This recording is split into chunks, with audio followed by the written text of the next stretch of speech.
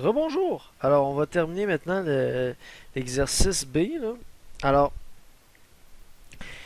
juste, je me suis rendu compte d'une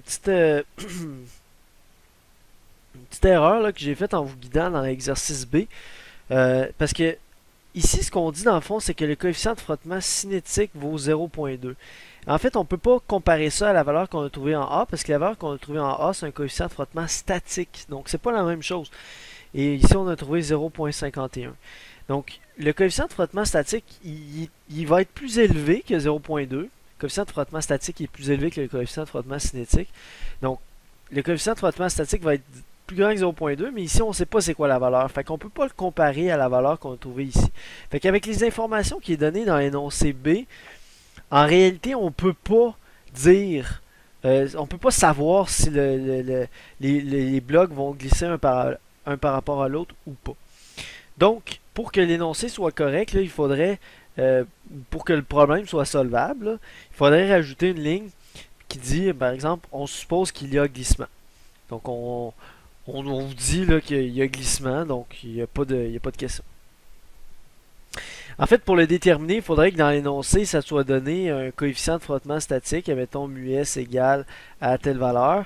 Et à partir de ça, mais là, en fait, il faudrait refaire la démarche qu'on a faite en A parce que la force F0 a changé par rapport à ce qu'on avait en A. Donc avant c'était 30, là c'est rendu 40. Fait que vu que F0 a changé, le mu-s minimum, il faudrait le recalculer. Puis à partir de ça, comparer avec ça pour voir s'il y a glissement ou pas. C'est ça la méthode. Bon, ben là ici on va simplifier tout ça, là, on ne fera pas tous les calculs, donc on va juste dire, ok, on suppose qu'il y a glissement, ok? On suppose qu'il y a glissement. Ok, donc, euh, on suppose qu'il y a glissement. S'il y a glissement, ça veut dire que les deux blocs ne vont pas se suivre parfaitement. Ils vont pas avoir la même accélération. Donc, l'accélération de 1 ne va pas être égale à l'accélération de 2. Donc, là, on va reprendre les mêmes équations, mais en tenant compte de ça, du fait qu'il faut maintenant distinguer les deux accélérations, et que maintenant, on a affaire à un frottement cinétique, parce qu'il y a un glissement et non pas un frottement statique. Donc, frottement cinétique égale M1 A1X. En fait, donc, là, je reprends les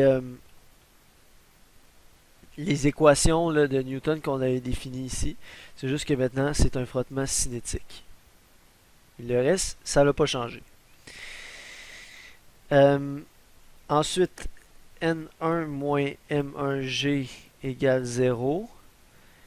F0 moins F frottement statique égale M2 A2X et N2 moins N1 moins M2G égale 0. Le frottement cinétique, on peut toujours dire qu'il est égal à mu Cn. Donc ici, on peut dire mu Cn égale M1A1X. Mu Cn1. De cette équation-là, on peut tirer que N1 égale M1G. On plug ça ici. Ça donne mu C M1G égale M1A1X. Je peux simplifier les M1. Donc ça donne A1X égale à mu CG. Donc on fait la multiplication, ça va donner 1,96 mètres par seconde carré. Ok.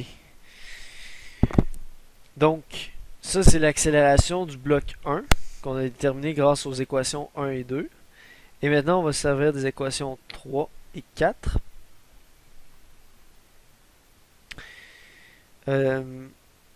En fait, non, on aura seulement besoin de l'équation 3. Donc, l'équation 3, on va isoler l'accélération. Dans l'équation 3, ça va donner A2x égale à F0 moins FC sur M2. Alors, euh,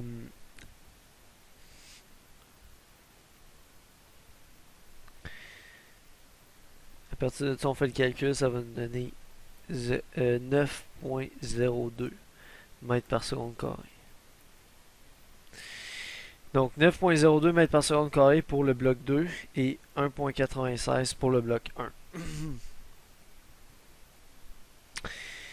Donc c'est tout pour cet exercice-là. Donc ça veut dire que finalement le bloc 2, si on regarde ça, le bloc 2 va accélérer beaucoup plus que le bloc 1.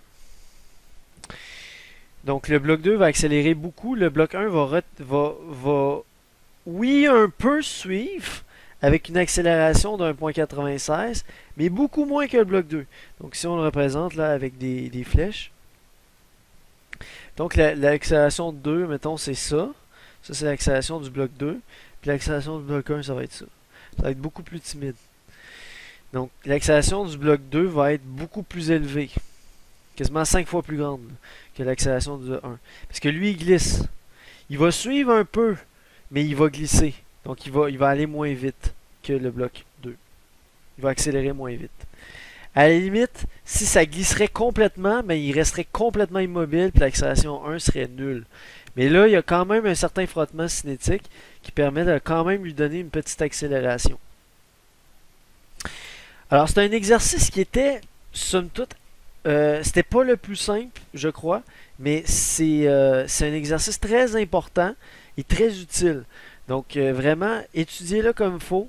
C'est très très important de comprendre cet exercice-là.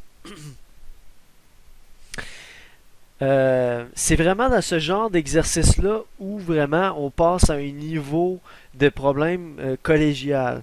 Okay? Parce que des problèmes de dynamique, vous en avez fait au secondaire. Pourquoi on refait un cours de mécanique? C'est pour se permettre de faire des problèmes comme ça. Des problèmes qui sont plus complexes, mais intéressants, très intéressants à étudier. Donc voilà qui termine l'exemple pour la section 2.4.